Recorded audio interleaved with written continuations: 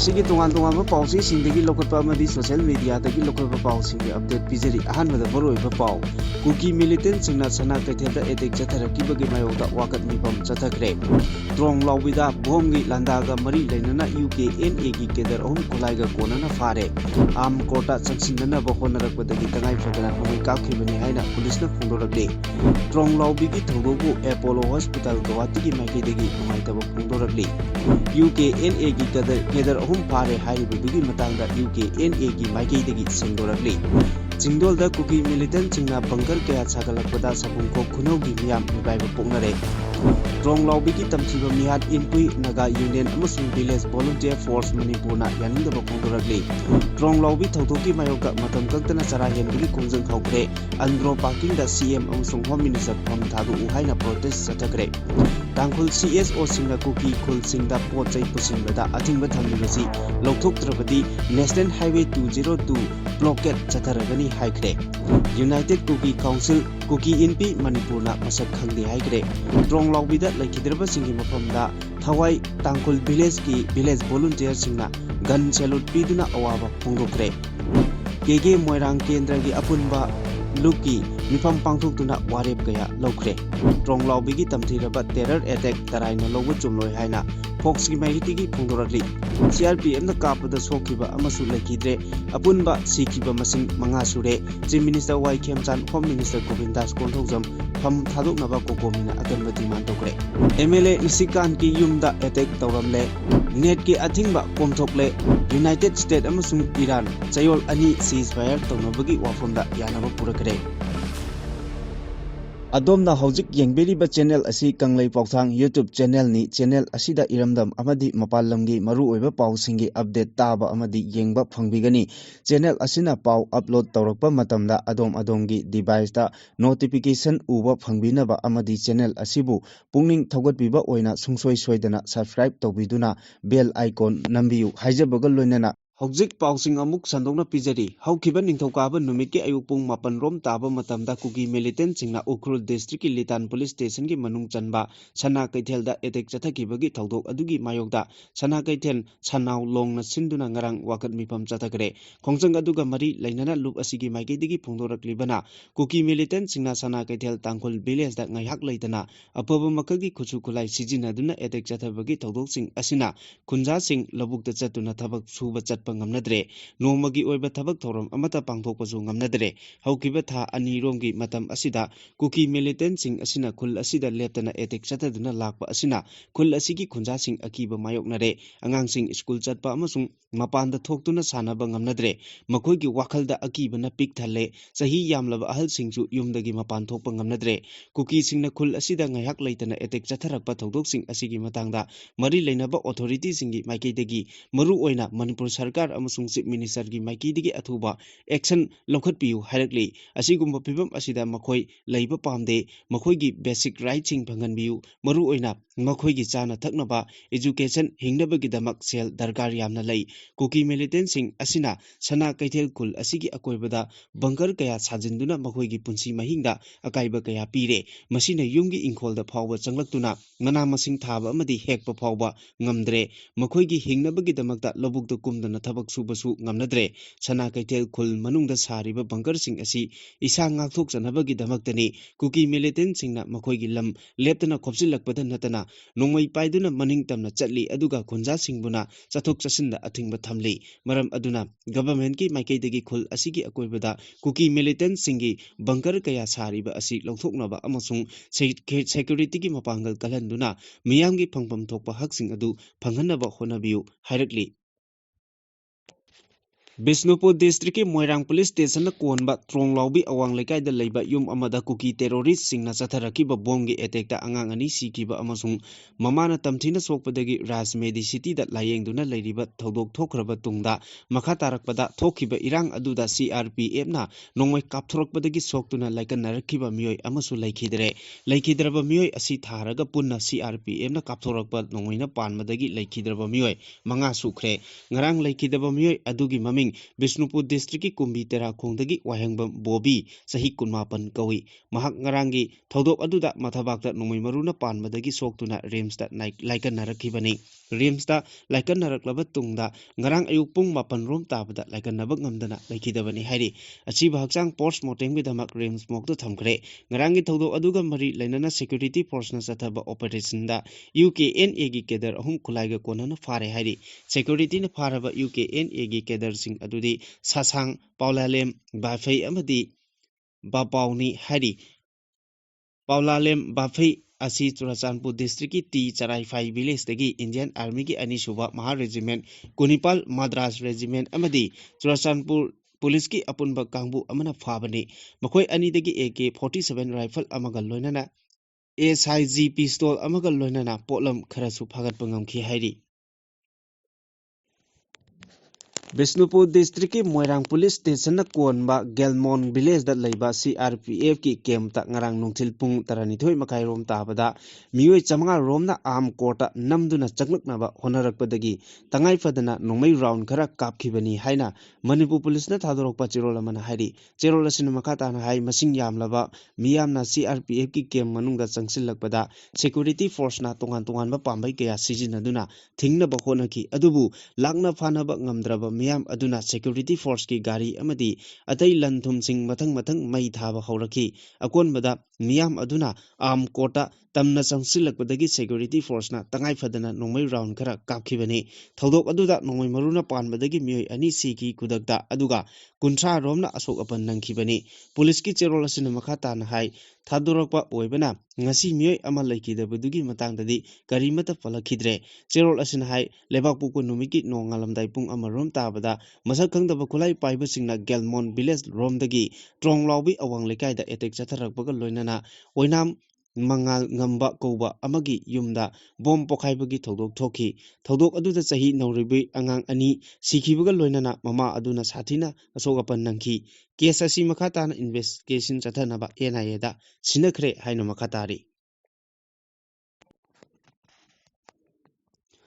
ꯃꯈꯥ ꯇꯥꯔꯛꯄ ꯄꯥꯎꯗ ꯇ꯭ꯔꯣꯡꯂꯥꯎꯕꯤꯒꯤ ꯊꯧꯗꯣꯛꯄꯨ ꯑꯦꯄꯣꯂꯣ ꯍꯣꯁꯄꯤꯇꯥꯜ ꯒꯧꯍꯥꯇꯤꯒꯤ ꯃꯥꯏꯀꯩꯗꯒꯤ ꯅꯨꯡꯉꯥꯏꯇꯕ ꯐꯣꯡꯗꯣꯔꯛꯂꯤ ꯂꯥꯏꯕꯛ ꯊꯤꯕ ꯇ꯭ꯔꯣꯡꯂꯥꯎꯕꯤꯒꯤ ꯊꯧꯗꯣꯛꯇ ꯀꯨꯀꯤ ꯃꯤꯂꯤꯇꯦꯟꯠꯁꯤꯡꯅ ꯀꯥꯞꯂꯛꯄ ꯕꯣꯝꯅ ꯄꯥꯟꯕꯗꯒꯤ ꯇꯥꯏꯕꯪꯄꯥꯜꯒꯤ ꯑꯋꯥ ꯅꯨꯡꯉꯥꯏ ꯀꯔꯤꯁꯨ ꯈꯪꯖꯗ꯭ꯔꯤꯕ ꯄꯤꯛꯂꯤꯕ ꯑꯉꯥꯡ 2 ꯃꯤꯅꯨꯡꯁꯤ ꯍꯩꯇꯅ ꯍꯥꯠꯄꯤꯈꯤꯕ ꯊꯧꯗꯣꯛꯄꯨ ꯑꯦꯄꯣꯂꯣ ꯍꯣꯁꯄꯤꯇꯥꯜ ꯒꯧꯍꯥꯇꯤꯒꯤ ꯃꯥꯏꯀꯩꯗꯒꯤ ꯅꯨꯡꯉꯥꯏꯇꯕ ꯐꯣꯡꯗꯣꯔꯛꯂꯤ ꯑꯃꯗꯤ ꯏꯃꯨꯡ ꯃꯅꯨꯡꯒꯤ ꯑꯋꯥꯕꯗꯁꯨ ꯁꯔꯨꯛ ꯌꯥꯖꯔꯤ ꯍꯥꯏꯔꯛꯄꯒ ꯂꯣꯏꯅꯅ ꯊꯧꯗꯣꯛ ꯑꯗꯨꯗ ꯃꯆꯥ 2 ꯀꯥꯏꯅꯈ꯭ꯔꯕꯤ ꯐꯤꯕꯝ ꯊꯤꯅ ꯁꯣꯛꯇꯨꯅ ꯍꯤꯡꯍꯧꯔꯕꯤ ꯃꯃꯥ ꯐꯩꯔꯣꯏꯖꯝ ꯕꯦꯅꯤꯇꯥꯒꯤ ꯍꯛꯆꯥꯡ ꯐꯤꯕꯝ ꯑꯊꯨꯕ ꯃꯇꯝꯗ ꯐꯒꯠꯂꯛꯄ ꯑꯣꯏꯔꯁꯅꯨ ꯍꯥꯏꯔꯛꯂꯤ ꯄꯟꯕ ꯌꯥꯕꯗꯤ ꯇ꯭ꯔꯣꯡꯂꯥꯎꯕꯤꯒꯤ ꯊꯧꯗꯣꯛꯇ ꯄꯤꯛꯂꯤꯕꯤ ꯃꯆꯥ 2 ꯀꯥꯏꯅꯈ꯭ꯔꯕꯤ ꯐꯤꯕꯝ ꯊꯤꯅ ꯁꯣꯛꯇꯨꯅ ꯍꯤꯡꯍꯧꯔꯕꯤ ꯃꯃꯥ ꯃꯤꯡ ꯑꯣꯏꯅ ꯄꯜꯂꯕꯗ ꯐꯩꯔꯣꯏꯖꯝ ꯕꯦꯅꯤꯇꯥ ꯃꯁꯥꯒꯤ ꯆꯍꯤ 63 ꯑꯁꯤ ꯍꯧꯖꯤꯛ ꯑꯦꯄꯣꯂꯣ ꯍꯣꯁꯄꯤꯇꯥꯜ ꯒꯧꯍꯥꯇꯤꯗ ꯁꯦꯅꯤꯌꯔ ꯀ꯭ꯂꯤꯅꯤꯀꯦꯜ ꯅꯔꯁ OT ꯑꯣꯏꯅ ꯊꯕꯛ ꯇꯧꯔꯤꯕꯤꯅꯤ ꯕꯣꯝꯅ ꯄꯥꯟꯕꯗꯒꯤ ꯂꯩꯈꯤꯗ꯭ꯔꯕ ꯃꯆꯥ 2ꯒꯤ ꯑꯇꯣꯝꯕꯤ ꯑꯣꯏꯔꯤꯕꯤ ꯇꯣꯝꯊꯤꯟꯉꯥꯟꯕꯤꯒꯤ ꯇꯥꯏꯕꯪ ꯆꯔꯥ ꯇꯝꯕ ꯍꯥꯏꯕꯗꯤ ꯆꯥꯛꯎꯝꯕꯒꯤ ꯊꯧꯔꯝ ꯄꯥꯡꯊꯣꯛꯅꯕ ꯇ꯭ꯔꯣꯡꯂꯥꯎꯕꯤꯗ ꯂꯩꯕ ꯌꯨꯝꯗ ꯊꯣꯛꯂꯛꯇꯨꯅ ꯂꯩꯕꯗ ꯈꯨꯗꯣꯡꯊꯤꯕ ꯊꯧꯗꯣꯛ ꯑꯁꯤ ꯊꯣꯛꯈꯤꯕꯅꯤ ꯍꯥꯏꯔꯤ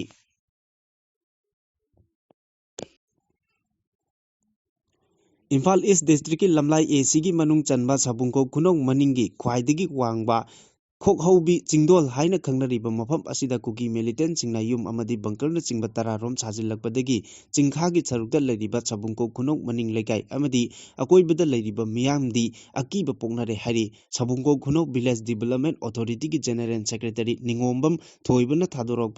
ꯐꯣꯡꯗꯣꯛꯄ ꯃꯇꯨꯡ ꯏꯟꯅ ꯈꯣꯛꯍꯧꯕꯤ ꯆꯤꯡꯗꯣꯜ ꯍꯥꯏꯔꯤꯕ ꯈ꯭ꯋꯥꯏꯗꯒꯤ ꯋꯥꯡꯕ ꯆꯤꯡꯒꯤ ꯁꯔꯨꯛ ꯑꯁꯤꯗ ꯍꯟꯗꯛ ꯀꯨꯀꯤ ꯃꯤꯂꯤꯇꯦꯟꯠꯁꯤꯡꯅ ꯌꯨꯝ ꯑꯃꯗꯤ ꯕꯪꯀꯔ 10 ꯔꯣꯝ ꯑꯁꯤ ꯁꯥꯖꯤꯟꯕꯒꯤ ꯊꯕꯛ ꯆꯠꯊꯔꯛꯈꯤꯕꯅꯤ ꯂꯣꯏꯅꯅ ꯍꯥꯏꯔꯤꯕ ꯃꯐꯝ ꯑꯁꯤꯗ ꯀꯨꯀꯤ ꯃꯤꯂꯤꯇꯦꯟꯠꯁꯤꯡ ꯆꯠꯊꯣꯛ ꯆꯠꯁꯤꯟ ꯇꯧꯕꯁꯨ ꯎꯕ ꯐꯪꯂꯤ ꯃꯗꯨꯅ ꯑꯋꯥꯡꯕ ꯆꯤꯡꯊꯛꯇꯒꯤ ꯁꯥꯕꯨꯡꯈꯣꯛ ꯈꯨꯅꯧ ꯑꯃꯗꯤ ꯊꯪꯅꯕ ꯈꯨꯜꯁꯤꯡꯗ ꯅꯣꯡꯃꯩ ꯀꯥꯞꯊꯔꯛꯇꯨꯅ ꯑꯦꯇꯦꯛ ꯆꯠꯊꯔꯛꯀꯗ꯭ꯔꯥ ꯍꯥꯏꯕꯒꯤ ꯃꯤꯄꯥꯏꯕ ꯄꯣꯛꯄꯗꯒꯤ ꯂꯩꯇꯥꯅ ꯂꯩꯕ ꯉꯝꯅꯗ꯭ꯔꯦ ꯁꯥꯕꯨꯡꯈꯣꯛ ꯈꯨꯅꯧ ꯃꯅꯤꯡꯗ ꯂꯩꯔꯤꯕ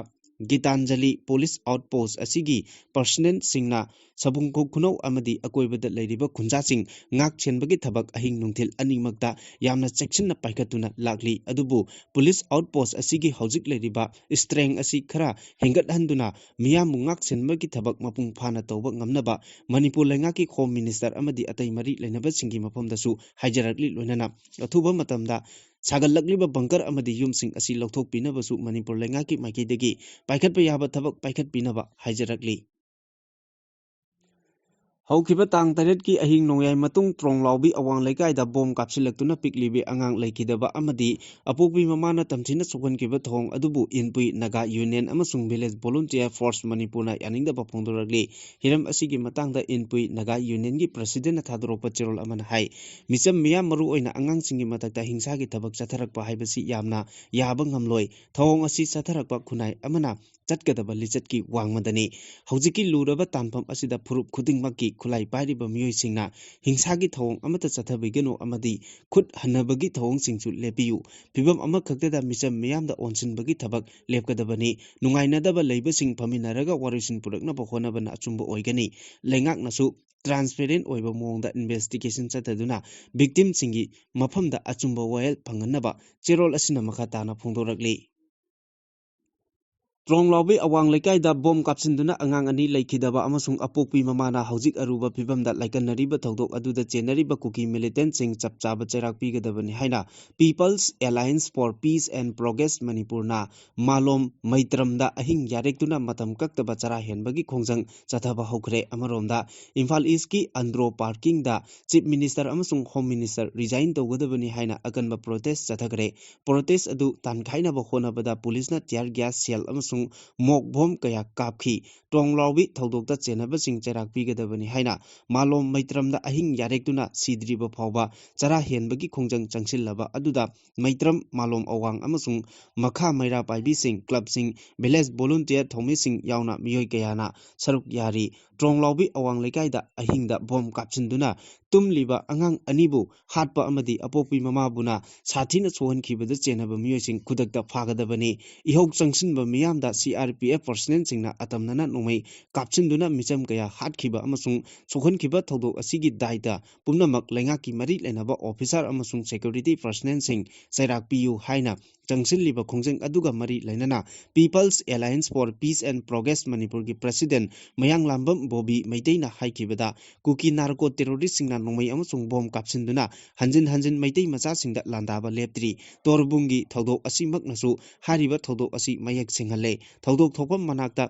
ꯗ꯭ꯌꯨꯇꯤ ꯂꯩꯔꯤꯕ ꯁꯦꯀ꯭ꯌꯨꯔꯤꯇꯤ ꯄꯔꯁꯅꯦꯜꯁꯤꯡ ꯑꯃꯗꯤ CRPFꯀꯤ ꯃꯊꯛꯇ ꯇꯣꯔꯕꯨꯡ ꯊꯧꯗꯣꯛꯀ ꯃꯔꯤ ꯂꯩꯅꯅ ꯏꯟꯀ꯭ꯋꯥꯏꯔꯤ ꯆꯠꯊꯗꯨꯅ ꯃꯁꯤꯒꯤ ꯑꯆꯨꯝꯕ ꯑꯁꯦꯡꯕ ꯄꯨꯊꯣꯛꯀꯗꯕꯅꯤ ꯀꯨꯀꯤ ꯅꯥꯔꯀꯣ ꯇꯦꯔꯣꯔꯤꯁ 3 ꯐꯥꯔꯦ ꯍꯥꯏꯔꯤꯕꯗꯨ ꯑꯆꯨꯝꯕꯕꯨ ꯅꯥꯊꯩꯅꯕ ꯍꯣꯠꯅꯕꯅꯤ ꯃꯗꯨꯈꯛ ꯌꯥꯔꯣꯏ ꯊꯧꯗꯣꯛ ꯑꯁꯤꯗ ꯆꯦꯟꯅꯔꯤꯕ ꯁꯤꯡ ꯄꯨꯝꯅꯃꯛ ꯐꯥꯗꯨꯅ ꯃꯤꯌꯥꯝ ꯃꯥꯡꯗ ꯆꯩꯔꯥꯛ ꯄꯤꯗ꯭ꯔꯤꯕ ꯐꯥꯎꯕ ꯍꯧꯖꯤꯛ ꯆꯠꯊꯔꯤꯕ ꯃꯇꯝ ꯀꯛꯇꯕ ꯆꯔꯥ ꯍꯦꯟꯕꯒꯤ ꯈꯣꯡꯖꯪ ꯃꯈꯥ ꯇꯥꯅ ꯆꯠꯊꯈꯤꯒꯅꯤ ꯍꯥꯏꯔꯛꯂꯤ ꯎꯈ꯭ꯔꯨꯜ ꯗꯤꯁꯇ꯭ꯔꯤꯛꯀꯤ ꯀꯨꯀꯤ ꯇꯥꯔꯤꯕ ꯖꯒꯥꯁꯤꯡꯗ ꯇꯥꯡꯈꯨꯜ CSOꯁꯤꯡꯅ ꯅꯣꯡꯃꯒꯤ ꯇꯉꯥꯏꯐꯗꯅ ꯁꯤꯖꯤꯟꯅꯗ꯭ꯔꯕ ꯌꯥꯗ꯭ꯔꯕ ꯄꯣꯠꯂꯝꯁꯤꯡ ꯄꯨꯁꯤꯟꯕꯗ ꯑꯊꯤꯡꯕ ꯊꯝꯂꯤꯕꯁꯤ ꯄꯨꯡ 72ꯅꯤꯒꯤ ꯃꯅꯨꯡꯗ ꯂꯧꯊꯣꯛꯇ꯭ꯔꯕꯗꯤ ꯅꯦꯁꯅꯦꯜ ꯍꯥꯏꯋꯦ 202ꯗ ꯏꯀꯣꯅꯣꯃꯤꯛ ꯕ꯭ꯂꯣꯀꯦꯠ ꯆꯠꯊꯔꯒꯅꯤ ꯍꯥꯏꯅ ꯀꯨꯀꯤ CSO ꯋꯥꯔꯀꯤꯡ ꯀꯃꯤꯇꯤꯒꯤ ꯃꯥꯏꯀꯩꯗꯒꯤ ꯐꯣꯡꯗꯣꯔꯛꯂꯤ ꯀꯃꯤꯇꯤ ꯑꯁꯤꯒꯤ ꯃꯥꯏꯀꯩꯗꯒꯤ ꯍꯥꯏꯔꯤꯕꯅ ꯍꯧꯈꯤꯕ ꯊꯥ ꯑꯅꯤꯔꯣꯝꯒꯤꯃꯇꯝ ꯑꯁꯤꯗ ꯇꯥꯡꯈꯨꯜ CSOꯁꯤꯡꯅ ꯎꯈ꯭ꯔꯨꯜꯒꯤ ꯀꯨꯀꯤ ꯇꯥꯔꯤꯕ ꯖꯒꯥꯁꯤꯡꯗ ꯅꯣꯡꯃꯒꯤ ꯇꯉꯥꯏꯐꯗꯅ ꯆꯪꯗꯕ ꯌꯥꯗ꯭ꯔꯕ ꯄꯣꯠ ꯆꯩꯁꯤꯡ ꯄꯨꯁꯤꯟꯅꯕ ꯍꯣꯠꯅꯕꯗ ꯂꯤꯇꯥꯟ ꯄꯨꯂꯤꯁ ꯁ꯭ꯇꯦꯁꯟꯒꯤ ꯃꯅꯨꯡ ꯆꯟꯕ ꯋꯥꯍꯣꯡ ꯈꯨꯟꯗ ꯊꯤꯡꯗꯨꯅ ꯊꯝꯂꯤ ꯑꯗꯨꯒ ꯇꯥꯡꯈꯨꯜ ꯇꯥꯔꯤꯕ ꯑꯦꯔꯤꯌꯥꯁꯤꯡꯒꯤ ꯑꯣꯏꯅꯗꯤ ꯑꯊꯤꯡꯕ ꯑꯃꯠꯇ ꯌꯥꯎꯗꯅ ꯄꯣꯠ ꯆꯩꯁꯤꯡ ꯄꯨꯊꯣꯛ ꯄꯨꯁꯤꯟ ꯇꯧꯕ ꯌꯥꯍꯜꯂꯤ ꯑꯇꯝꯅꯅ ꯀꯥꯡꯂꯨꯞ ꯑꯃꯗ ꯆꯠꯊꯔꯤꯕ ꯊꯧꯑꯣꯡ ꯑꯁꯤ ꯌꯥꯝꯅ ꯆꯨꯝꯗꯕ ꯑꯃꯁꯨꯡ ꯇꯥꯊꯤ ꯇꯥꯑꯣꯏꯅ ꯇꯧꯕꯒꯤ ꯊꯧꯑꯣꯡ ꯑꯃꯅꯤ ꯊꯧꯗꯣꯛ ꯑꯁꯤꯒꯤ ꯃꯇꯥꯡꯗ ꯂꯣꯀꯦꯜ ꯄꯨꯂꯤꯁ ꯌꯥꯎꯅ ꯃꯔꯤ ꯂꯩꯅꯕꯁꯤꯡꯗ ꯋꯥꯀꯠꯈ꯭ꯔꯕꯁꯨ ꯍꯧꯖꯤꯛ ꯐꯥꯎꯕ ꯊꯕꯛ ꯑꯃꯠꯇ ꯂꯧꯈꯠꯄꯤꯔꯛꯇ꯭ꯔꯤ ꯑꯣꯊꯣꯔꯤꯇꯤꯁꯤꯡꯅ ꯆꯠꯊꯔꯤꯕ ꯊꯧꯑꯣꯡ ꯑꯁꯤ ꯗꯕꯜ ꯁ꯭ꯇꯦꯟꯗꯔꯠ ꯑꯣꯏꯕ ꯊꯧꯑꯣꯡꯅꯤ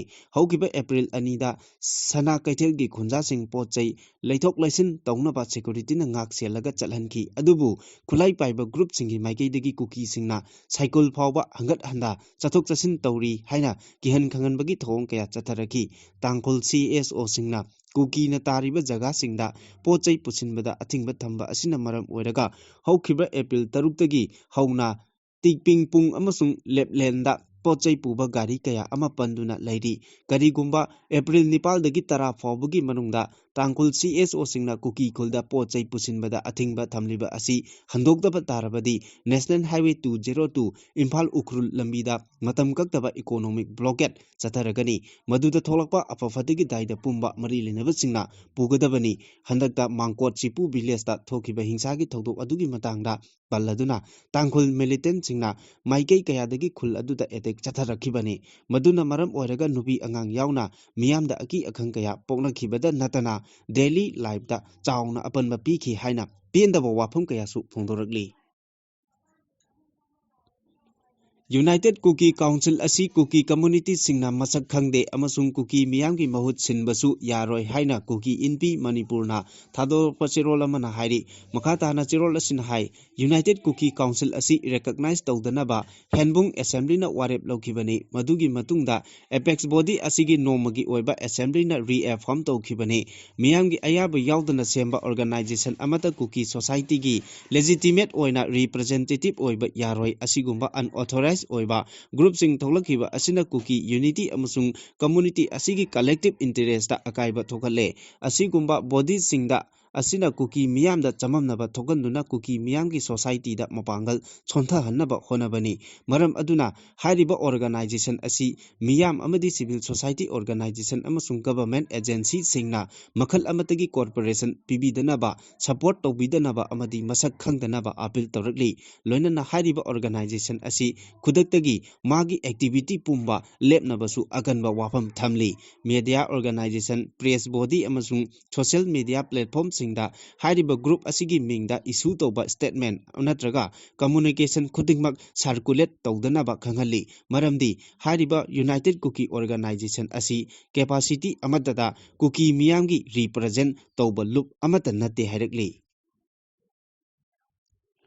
Cookie militant singna bom pokai hanbadagi trong lawbi awang lekaidagi angang ani laikidabagi thodok adu thawai tangkhul village ki volunteer singna gun chelot piduna awangba thakta awaba phongdokre haina social media da video footage thadorakli social media da thadorakiba footage adugi matung inna thodok aduda angang ani laikidaba adu tangkhul village volunteer singi maikeidagi condemn tawbaga loinana laikidraba angang ani gi thawaina isorgi manakta ingna chingna lairunaba thongnirakli amaromda thodok asiga mari nana inpui naga union na thadurok pachirol amanasu trong lawbida thokiba akanba thodok adugi matangda akanba mongda yaningdaba phongdorakli cherol asina makhatan hai mara leitaba micham miyam maru oina kari su khangjadriba angangda phawba hingsagi thong sathaba haibasi yaba ngamloi karigumba maram amatada natraga conflict amatada mara leijadraba miyoising asi hatlaga asigumba tamthiba amasung pangdabagi thodok asi justify tawba yaroi hogiba sahil singani kulumdoi me ahumdagi tholaki conflict asina community singi marakta tokai tahale haraduna inpui naga union gi maikeidagi neutral oina leiduna lamdam asida shanti amasung nungsi chanaba puraknaba honaduna lakli haina phongdorakli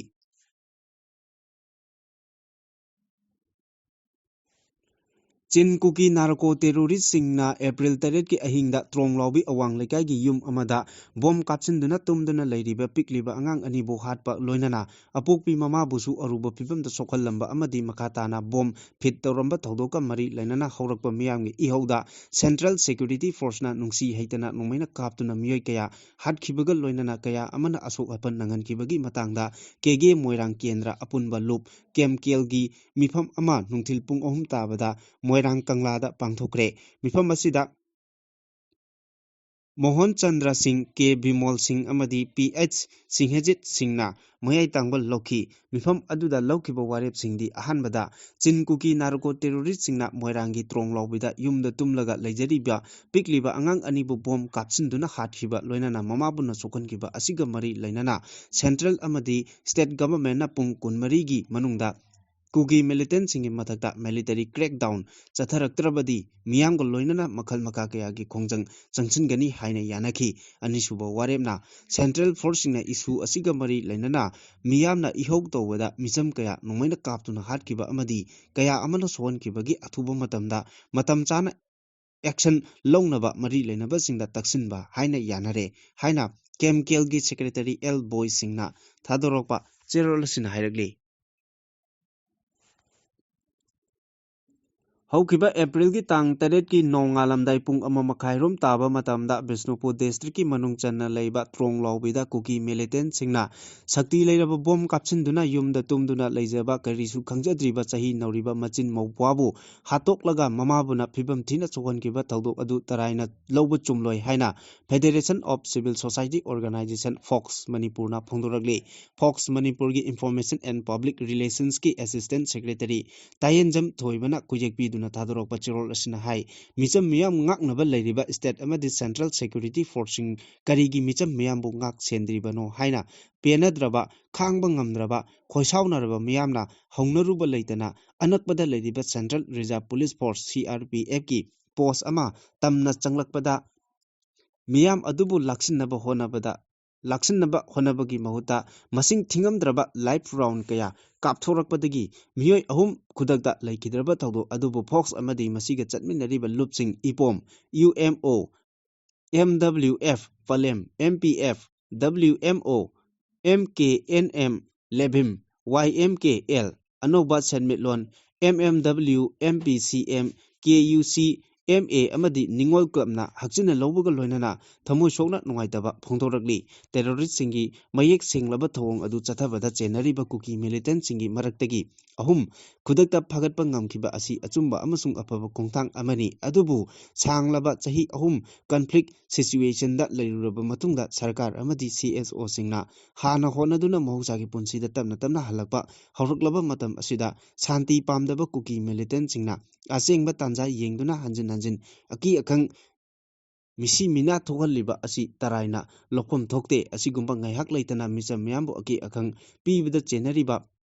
master mind ꯑꯣꯏꯔꯤꯕ ꯂꯨꯆꯤꯡꯕꯁꯤꯡ ꯈꯨꯗꯤꯡꯃꯛ ꯑꯃꯃꯝꯇ ꯆꯤꯊꯗꯅ ꯐꯥꯗꯨꯅ ꯂꯣꯒꯤ ꯑꯣꯏꯕ ꯃꯇꯤꯛ ꯆꯥꯕ ꯆꯩꯔꯥꯛ ꯃꯤꯌꯥꯝ ꯈꯪꯅ ꯄꯤꯗ꯭ꯔꯤꯕ ꯐꯥꯎꯕ ꯃꯅꯤꯄꯨꯔꯗ ꯁꯥꯟꯇꯤ ꯃꯄꯨꯡ ꯐꯥꯅ ꯄꯨꯔꯛꯄꯈꯛ ꯑꯣꯏꯊꯣꯛꯂꯣꯏ ꯍꯥꯏꯅ ꯃꯈꯥ ꯇꯥꯔꯛꯂꯤ꯫ ꯃꯈꯥ ꯇꯥꯔꯛꯄ ꯄꯥꯎꯗ ꯇ꯭ꯔꯣꯡꯂꯥꯎꯕꯤ ꯑꯋꯥꯡ ꯂꯩꯀꯥꯏꯗ ꯄꯤꯛꯂꯤꯕ ꯑꯉꯥꯡ 2 ꯇꯝꯊꯤꯅ ꯍꯥꯠꯈꯤꯕ ꯃꯃꯥꯕꯨ ꯁꯣꯛꯍꯟꯈꯤꯕ ꯊꯧꯗꯣꯛꯇ UKNAꯅ ꯆꯠꯊꯕꯅꯤ ꯍꯥꯏꯗꯨꯅ ꯁꯦꯀ꯭ꯌꯨꯔꯤꯇꯤ ꯐꯣꯔꯁꯅ ꯐꯥꯔꯦ ꯍꯥꯏꯔꯤꯕ ꯀꯦꯗꯔ 3ꯒꯤ ꯃꯇꯥꯡꯗ UKNAꯒꯤ ꯃꯥꯏꯀꯩꯗꯒꯤ ꯁꯦꯡꯗꯣꯛꯔꯛꯂꯤ꯫ ꯑꯁꯨꯝꯅ ꯍꯥꯏꯔꯛꯂꯤ ꯇ꯭ꯔꯣꯡꯂꯥꯎꯕꯤ ꯑꯋꯥꯡ ꯂꯩꯀꯥꯏꯒꯤ ꯄꯤꯛꯂꯤꯕ ꯑꯉꯥꯡ 2 ꯍꯥꯠꯄꯗ ꯆꯦꯟꯅꯩ ꯍꯥꯏꯅ UKNAꯒꯤ ꯃꯤꯂꯤꯇꯦꯟꯠ 3 ꯈꯨꯠꯂꯥꯏꯒ ꯀꯣꯟꯅꯅ ꯐꯥꯔꯦ ꯍꯥꯏꯔꯤꯕꯗꯨ ꯑꯣꯏꯗꯕ ꯋꯥꯐꯝꯅꯤ꯫ UKNAꯒ ꯀꯔꯤꯒꯨꯝꯕ ꯍꯤꯔꯝ ꯑꯃꯠꯇꯗ ꯊꯧꯗꯣꯛ ꯑꯗꯨꯒ ꯃꯔꯤ ꯂꯩꯅꯗꯦ ꯍꯥꯏꯅ UKNAꯒꯤ ꯃꯥꯏꯀꯩꯗꯒꯤ ꯁꯦꯡꯗꯣꯔꯛꯂꯤ꯫ ꯇ꯭ꯔꯣꯡꯂꯥꯎꯕꯤꯗ ꯆꯍꯤ ꯅꯧꯔꯤꯕ ꯃꯆꯤꯟ ꯃꯧꯄ꯭ꯋꯥ ꯕꯣꯝ ꯀꯥꯞꯁꯤꯟꯗꯨꯅ ꯄꯣꯈꯥꯏꯍꯜꯂꯒ ꯍꯥꯠꯈ꯭ꯔꯕ ꯇꯨꯡꯗ ꯁꯦꯟꯇ꯭ꯔꯦꯜ ꯁꯦꯀ꯭ꯌꯨꯔꯤꯇꯤ ꯐꯣꯔꯁꯅ ꯃꯤꯌꯥꯝ ꯉꯥꯛ ꯁꯦꯟꯕꯤꯗꯦ ꯍꯥꯏꯅ ꯍꯧꯔꯛꯄ ꯏꯍꯧꯗ CRPFꯅ ꯅꯣꯡꯃꯩꯅ ꯀꯥꯞꯇꯨꯅ ꯉꯔꯥꯡ ꯃꯤꯑꯣꯏ 2 ꯍꯥꯠꯈ꯭ꯔꯕ ꯇꯨꯡꯗ ꯑꯁꯣꯛꯄ ꯑꯃꯁꯨ ꯉꯔꯥꯡ ꯑꯌꯨꯛ ꯄꯨꯡ 7 ꯔꯣꯝ ꯇꯥꯕꯗ ꯂꯩꯈꯤꯗ꯭ꯔꯦ꯫ ꯃꯍꯥꯛ ꯊꯥꯔꯒ ꯇ꯭ꯔꯣꯡꯂꯥꯎꯕꯤꯒꯤ ꯊꯧꯗꯣꯛꯇ ꯁꯤꯈꯤꯕ ꯃꯤꯒꯤ ꯃꯁꯤꯡ ꯑꯉꯥꯡ 2 ꯑꯗꯨ ꯊꯥꯔꯒ ꯄꯨꯟꯅ ꯃꯤꯑꯣꯏ 5 ꯁꯨꯈ꯭ꯔꯦ꯫ ꯂꯩꯈꯤꯗ꯭ꯔꯕ ꯃꯤꯑꯣꯏ ꯑꯗꯨꯒꯤ ꯃꯃꯤꯡ ꯋꯥꯍꯦꯡꯕꯝ ꯕꯣꯕꯤ ꯆꯍꯤ 18 ꯀꯧꯏ꯫ ꯃꯍꯥꯛ ꯀꯨꯝꯕꯤ ꯇꯦꯔꯥꯈꯣꯡ ꯋꯥꯔꯗ ꯅꯝꯕꯔ 7ꯗꯒꯤ ꯏꯕꯣꯆꯧꯕꯒꯤ ꯃꯆꯥꯅꯨꯄꯥꯅꯤ ꯍꯥꯏꯔꯤ꯫ ꯌꯨꯝꯀꯩ ꯄꯥꯜꯂꯦ, ꯄꯤꯛꯂꯤꯕ ꯃꯆꯥꯅꯨꯄꯤ ꯑꯃ ꯂꯩꯍꯧꯔꯤ꯫ ꯅꯣꯡꯃꯒꯤ ꯑꯐꯪꯕ ꯁꯨꯔꯒ ꯏꯃꯨꯡ ꯃꯅꯨꯡ ꯄꯨꯕ ꯃꯤꯑꯣꯏꯅꯤ꯫ ꯑꯃꯔꯣꯝꯗ ꯂꯩꯈꯤꯗ꯭ꯔꯕ ꯃꯤꯑꯣꯏ 2 ꯑꯗꯨꯅ ꯇꯣꯞ ꯋꯥꯏꯈꯨꯔꯣꯛꯇꯒꯤ ꯂꯥꯏꯁ꯭ꯔꯝ ꯖꯤꯇꯦꯟ ꯆꯍꯤ 94 ꯑꯄꯣꯛꯄ, ꯎꯗꯥꯏ ꯆꯥꯟ ꯑꯃꯁꯨꯡ ꯇꯦꯔꯥ ꯂꯨꯀ꯭ꯔꯥꯝ ꯂꯩꯔꯛꯇꯒꯤ ꯈꯣꯏꯗ꯭ꯔꯣꯝ ꯃꯥꯏꯀꯦꯜ ꯆꯍꯤ 32 ꯑꯄꯣꯛꯄ ꯃꯣꯍꯟꯅꯤ ꯍꯥꯏꯔꯤ꯫ ꯃꯔꯛ ꯑꯁꯤꯗ ꯃꯤ ꯇꯨꯝꯅ ꯍꯤꯞꯅꯔꯤꯉꯩ ꯃꯇꯝꯗ ꯌꯨꯝꯗ ꯕꯣꯝ ꯀꯥꯞꯁꯤꯟꯗꯨꯅ ꯄꯣꯈꯥꯏꯍꯜꯂꯒ ꯆꯍꯤ ꯅꯧꯔꯤꯕ ꯑꯉꯥꯡ ꯍꯥꯠꯈꯤꯕꯒꯤ ꯊꯧꯗꯣꯛ ꯑꯗꯨ ꯀꯣꯀꯣꯃꯤꯅ ꯁꯥꯊꯤꯅ ꯀꯟꯗꯦꯝ ꯇꯧꯈ꯭ꯔꯦ꯫ ꯅꯨꯃꯤꯠ ꯌꯨꯡꯕ ꯃꯇꯨꯡꯗ coordinating committee on Manipur integrity ꯀꯣꯀꯣꯃꯤꯅ ꯏꯝꯐꯥꯜ ꯏꯁꯠ ꯗꯤꯁꯇ꯭ꯔꯤꯛꯀꯤ ꯑꯟꯗ꯭ꯔꯣ ꯄꯥꯔꯀꯤꯡꯗꯒꯤ ꯃꯁꯤꯡ ꯌꯥꯝꯂꯕ ꯃꯤꯌꯥꯝꯒ ꯂꯣꯏꯅꯅ ꯀꯥꯔꯐ꯭ꯌꯨ ꯊꯨꯒꯥꯏꯗꯨꯅ ꯆꯤꯐ ꯃꯤꯅꯤꯁꯇꯔꯒꯤ ꯕꯪꯒ꯭ꯂꯣ ꯇꯝꯅ ꯊꯣꯝꯖꯤꯜꯂꯛꯈꯤ꯫ ꯃꯤꯆꯝ ꯍꯥꯠꯄꯒꯤ ꯊꯧꯗꯣꯛ ꯑꯗꯨꯒꯤ ꯇꯦꯛꯆꯥꯛ ꯂꯩꯉꯥꯛꯅ ꯄꯨꯒꯗꯕꯅꯤ ꯍꯥꯏꯔꯗꯨꯅ ꯀꯣꯀꯣꯃꯤꯒꯤ ꯊꯧꯃꯤꯁꯤꯡꯅ ꯆꯤꯐ ꯃꯤꯅꯤꯁꯇꯔ ꯌꯨꯝꯅꯥꯝ ꯈꯦꯝꯆꯥꯟ, ꯍꯣꯝ ꯃꯤꯅꯤꯁꯇꯔ ꯒꯣꯕꯤꯟꯗꯥꯁ ꯀꯣꯟꯊꯧꯖꯝ ꯐꯝ ꯊꯥꯗꯣꯛꯎ ꯍꯥꯏꯅ ꯗꯤꯃꯥꯟ ꯇꯧꯈ꯭ꯔꯦ꯫ ꯃꯈꯥ ꯇꯥꯔꯛꯄ ꯑꯇꯣꯞꯄ ꯄꯥꯎꯗ ꯀꯩꯁꯥꯝꯊꯣꯡ ꯑꯦꯁꯦꯝꯕ꯭ꯂꯤ ꯀꯟꯁꯇꯤꯇ꯭ꯌꯨꯑꯦꯟꯁꯤꯒꯤ MLA ꯑꯣꯏꯔꯤꯕ ꯅꯤꯁꯤꯀꯥꯟꯠ ꯁꯤꯡ ꯁꯥꯄꯝꯒꯤ ꯁꯦꯒꯥꯔ ꯔꯣꯗ, ꯊꯧꯗꯥ ꯚꯥꯕꯣꯛ ꯂꯩꯀꯥꯏꯗ ꯂꯩꯕ ꯌꯨꯝꯗ ꯉꯔꯥꯡ ꯅꯨꯃꯤꯗꯥꯡ ꯄꯨꯡ 10:30 ꯔꯣꯝ ꯇꯥꯔꯛꯄ ꯑꯗꯨꯋꯥꯏꯗ ꯃꯁꯛ ꯈꯪꯗꯕ ꯃꯤꯑꯣꯏ ꯈꯔꯅ ꯅꯨꯡ ꯑꯃꯗꯤ ꯅꯥꯎꯔꯤꯅꯆꯤꯡꯕ ꯀꯥꯞꯁꯤꯟꯗꯨꯅ ꯑꯀꯟꯕ ꯃꯑꯣꯡꯗ ꯑꯦꯇꯦꯛ ꯇꯧꯔꯝꯂꯦ ꯍꯥꯏꯔꯤ꯫ ꯏꯔꯥꯡꯒꯤ ꯈꯨꯗꯣꯡꯆꯥꯕ ꯂꯧꯔꯒ ꯃꯁꯛ ꯈꯪꯗꯕ ꯃꯤꯑꯣꯏꯁꯤꯡ ꯑꯗꯨꯅ ꯌꯨꯝꯒꯤ ꯃꯄꯥꯟꯗ ꯈꯤꯟꯕ CCTV ꯀꯦꯃꯦꯔꯥ ꯊꯨꯒꯥꯏꯔꯝꯈꯤ꯫ ꯊꯧꯗꯣꯛ ꯑꯗꯨꯒꯤ ꯄꯥꯎ ꯍꯦꯛ ꯐꯪꯕꯒ ꯆꯤꯐ ꯃꯤꯅꯤꯁꯇꯔ ꯋꯥꯏ ꯈꯦꯝꯆꯥꯟꯅ ꯏꯝꯐꯥꯜ ꯋꯦꯁꯠꯀꯤ SP KHH Shivakant, 9 sector AR ꯀꯩꯊꯦꯜꯃꯥꯟꯕꯤꯒꯤ ꯕ꯭ꯔꯤꯒꯦꯗꯤꯌꯔ ꯄ꯭ꯔꯤꯌꯥꯁ ꯀꯨꯃꯥꯔꯅ ꯂꯨꯆꯤꯡꯕ ꯄꯔꯁꯣꯅꯦꯜ ꯃꯌꯥꯝ ꯑꯃ ꯂꯥꯛꯇꯨꯅ ꯏꯔꯥꯡ ꯑꯗꯨ ꯀꯟꯇ꯭ꯔꯣꯜ ꯇꯧꯈꯤ꯫ Manipur Lengaki Commissioner Home na Thokiba Order Amagi Matung Inna Broadband Service da Tamlamba Athingba Kom Thokle Internet Thinkibana Maram Oiraga High Court District Court Sing Work from Home da Thabak Tauriba Muising Chartered Accountant Firm Ukil Sing Health Facility Refilling Center Electricity Mobile Recharge Tauba LPG gi book Tauba Mahi Tampham Loisang Amadi Texans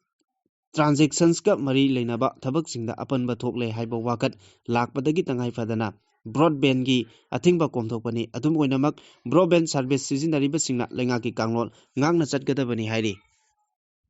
Makatarakpa aroiba pawda Tehran ga chayol ani ceasefire tawbagi wafam yanare haina US President Donald Trump na lauthokraba tungda US military na Iran da attack chathaba lekhre Pakistan na pugalakpa wafam amagi matung inna Iran amasung US ceasefire tawbagi wafam yanarabani na Strait of Hormuz su hangdoklagani haina Trump na phongdoki Iran gi Foreign Minister Abbas Araghchi na phongdokhibada US na paikalakpa wafam adu Tehran na ayaba pire hojikti US amasung Israel na attack chathaba leplagadabani na chayol ani chupna Iran gi maikaidagi defensive operation chathaba leplagani chayol ani ceasefire chanari manungda Iran gi military na maru oiba ising lambi ama oiriba Strait of Hormuz ta tongan ba lebak singi jahaz chathok chasin tawba yahanabagi matangda wari sanaragani February 19 dagi US amasung Israel na attack chathana khibana maram oiraga nakal ani gi marakta songnariba lal asi Iran na mai pakle haina lebak asigi Supreme National Security Council na phongdokhrabani